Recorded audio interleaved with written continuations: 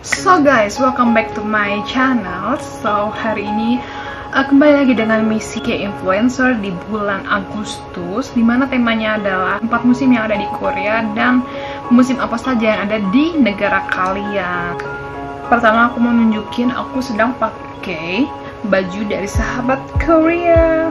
Karena aku dari Indonesia, otomatis aku akan menceritakan tentang musim yang ada di Indonesia. Yang pertama, aku bakal ngebahas 4 musim yang ada di Korea. Kalian tahu kan pasti musim-musim yang ada Korea. Ada musim semi, musim panas, musim gugur, dan musim dingin. Oke. Di musim pertama itu adalah musim semi, dimana kalian bisa melihat bunga-bunga bermekaran di setiap panjang jalan Korea. Kalau kalian udah pernah ke sana di saat musim semi, aku sih belum. Oke, jadi musim semi ini adalah peralihan dari musim dingin ke musim panas, dimana dia berlangsung di bulan Maret sampai bulan Mei, dan suhunya itu sekitar 7-23 derajat Celcius. Oke, jadi peralihan ini di awal-awal bulan Maret pasti masih cenderung masih dingin-dingin gitu kan.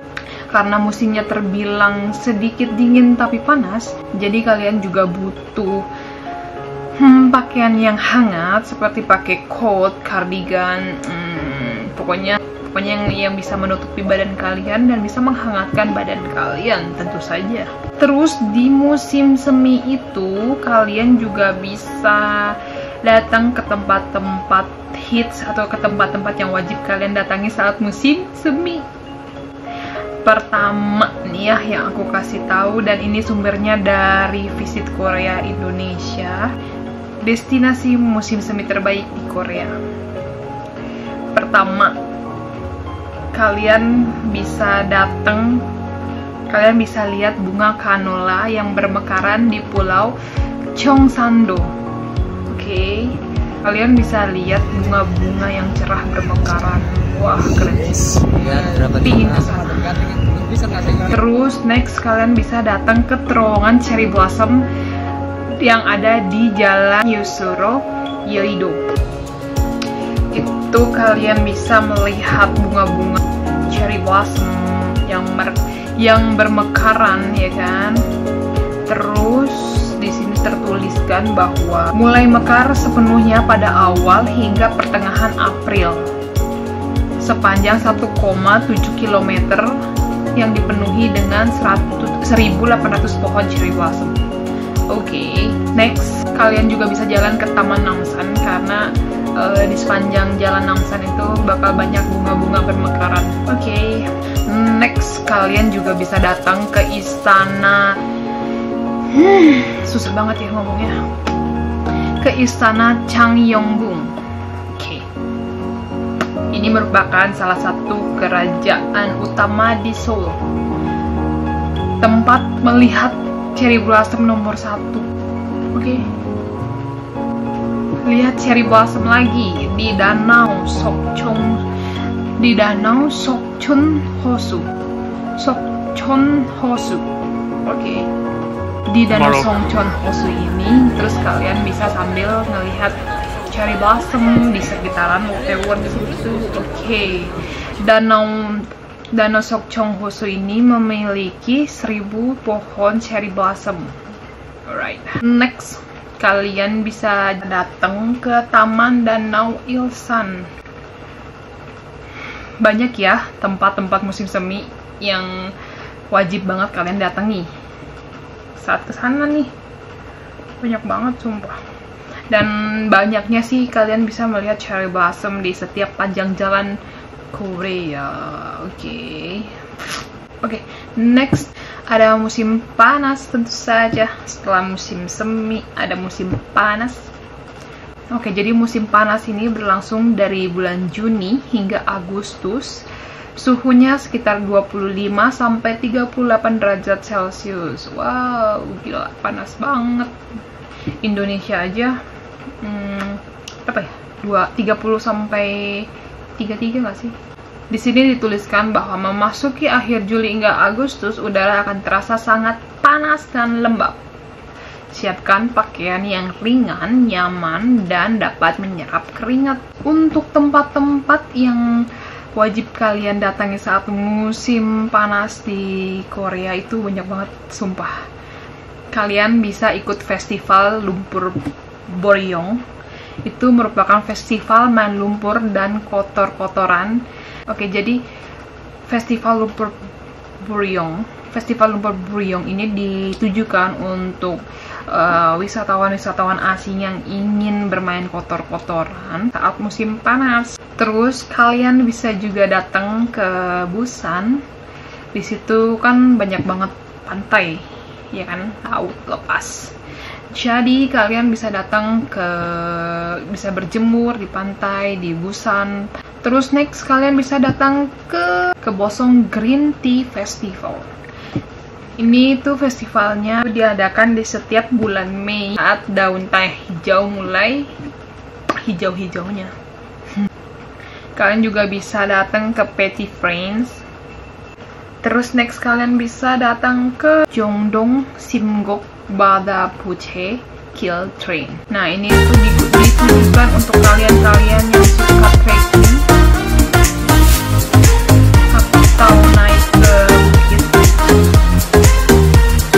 Wajib banget coba ya kan. Tempatnya juga bagus banget di samping bukitnya. Terus kalian bisa ngelihat pemandangan laut, iya kan. Bagus. Terus next ada festival Lilitayan yang selalu ada di musim panas. Kalian juga bisa lihat bunga lili yang bermekaran dan memancarkan keindahan dari ratusan bunga yang ada di festival Lilitayan. Ini adalah festival yang berlangsung di pertengahan Juli sampai Agustus. Terus next ada musim gugur dulu. Musim gugur ini tuh berlangsung dari bulan September sampai November, yang keadaannya itu cenderung lebih ke kering namun sejuk. Jadi bulan September itu udah musim panas. Jadi di bulan September awal itu masih terasa panas karena peralihan kan dari musim panas ke musim gugur. Nah, di akhir November baru kalian akan merasakan getaran-getaran dingin yang merasuki tubuh karena bisa mencapai 5 derajat Celcius. Ada tempat-tempat yang wajib sih kalian datangi. Kalian bisa datang ke Pulau Nami di wilayah Chuncheon, ibu kota provinsi Gangwon. Oke. Itu kalian bisa ngelihat sepanjang jalan tuh kan pohon. Terus tengah-tengahnya kalian bisa jalan, bisa melihat pohon-pohon, daun-daun pohon yang berguguran warna-warna kuning, orange. Kalian juga bisa datang ke Doksugung Stonewall Road yang ada di daerah Istana Doksugung. Itu sepanjang 900 meter. Oh my god, panjang banget. Next itu ada Soraksan Mountain. Jadi kalian bisa naik gunung, climbing, dan melihat indahnya Korea dari atas gunung. Musim dingin di Korea biasanya dimulai dari bulan Desember sampai Februari. Terus ini suhunya mencapai 3 sampai minus 15 derajat Celcius. Wow. Dan pastinya ini tentu saja sangat dingin. Kalian perlu baju yang sangat hangat, sarung tangan, shawl, jaket, kalau bisa sedabel-dabelnya karena itu dingin banget, sumpah. Kalian juga bisa datang ke tempat-tempat seperti ke Ice Skating City Hall yang ada di pusat Seoul. Kalian juga bisa datang ke sana, ke Taebaek Snow Festival. Itu pertunjukan yang menampilkan berbagai patung dari salju berukuran besar dengan bentuk yang unik-unik. Terus ada Pyeongchang, ini kayaknya terkenal deh. Kalian juga bisa ice fishing, ice skating, dan ice sledding. Alright, nice. Next yang harus kalian datangi dan mungkin ini aja salah satu wajib kali ya, itu ada Everlane.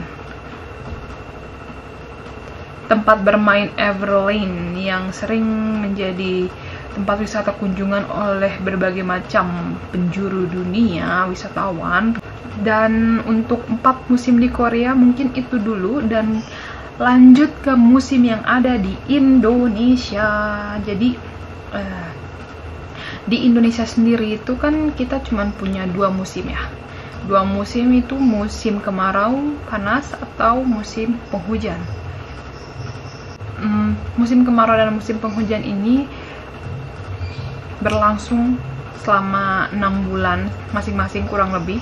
Dan musim kemarau di Indonesia ini muncul karena adanya udara yang bergerak dari benua Australia kemudian melewati Indonesia menuju benua Asia dengan angin muson timurnya. Muson timur ini umumnya berhembus pada bulan April sampai bulan Oktober.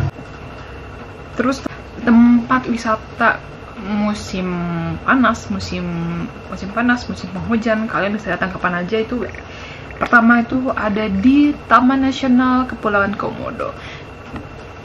Dan Pulau Komodo ini merupakan salah satu tujuan wisata terbaik yang diduduki peringkat 10 besar di dunia versi National Geographic. Oke, baik. Terus next ada di Kepulauan Gili. Itu kalian bisa datang ke Lombok. Kalau kalian di Korea kalian bisa datang ke Busan, kalian di Indonesia juga bisa datang ke daerah Bali, Lombok, karena Indonesia tuh bagus banget cuy kalau sama lautnya, sama pantainya. Itu kalian bisa datang ke Kepulauan Gili. Itu kalian bisa ke Gili Nemo, Gili Air, Gili Trawangan. Gili Trawangan sih biasanya yang paling terkenal ya. Terus kalian juga bisa datang ke Taman Nasional Bromo Tengger Semeru. Itu kayak merupakan Gunung Bromo. Kalian bisa naik ke atasnya dan bisa melihat keindahan kota Malang. Terus ada Danau Toba juga di Pulau Sulawesi Utara, tepatnya di Medan. Danau Toba ini adalah salah satu danau berupa sebuah danau vulkanik terbesar dengan ukuran panjang 90 km dan lebar 30 km. Dengan ukuran panjang danau yang berada pada ketinggian berkisar 904 meter di atas permukaan laut itu memiliki kedalaman hingga 505 meter. Terus ada Kepulauan Anambas. Kepulauan Anambas merupakan kepulauan dari provinsi Kepri yang berada di Laut Cina Selatan yang terdiri atas 238 pulau dan hanya 26 yang umum. Kalian tahu Kepulauan Anambas?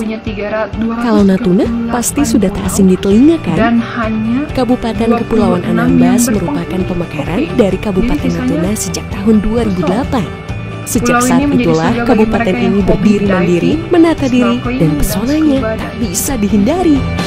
Next ada kalian juga bisa datang ke daerah Flores, Nusa Tenggara Timur. Itu ada Wairebo. Wairebo ini merupakan desa di Kabupaten Manggarai, Flores, Nusa Tenggara Timur. Merupakan kampung adat tradisional yang sudah terkenal hingga mancanegara. Wairebo berada pada ketinggian 1100 meter di atas permukaan laut hingga dijuluki desa di atas awan. Indonesia sendiri itu banyak banget ya kepulauannya, sampai ada 17.000 kepulauan di Indonesia. Berdasarkan hasil verifikasi pada tahun 2019, Indonesia memiliki jumlah pulau sebanyak 17.491 pulau. Hanya kenapa Indonesia disebut negara kepulauan, karena emang sebanyak itu pulaunya. Gitu. Terus emang Indonesia juga kan beragam ya, dari budayanya, adat tradisionalnya juga. Setiap daerah, setiap kota, setiap tempat itu punya bahasanya masing-masing, punya baju adatnya masing-masing, punya makanannya masing-masing gitu kan ya. Makanya kalian sebagai orang Indonesia harus bangga pada negara sendiri, pada kebudayaan sendiri, karena emang Indonesia tuh sebagus itu. Kalian harus bisa menunjukkan kepada dunia bahwa Indonesia tuh emang wonderful, wonderland gitu kan. Cakep.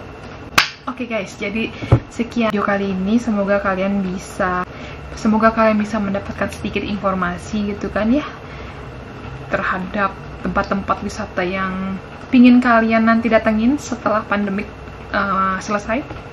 Boleh banget.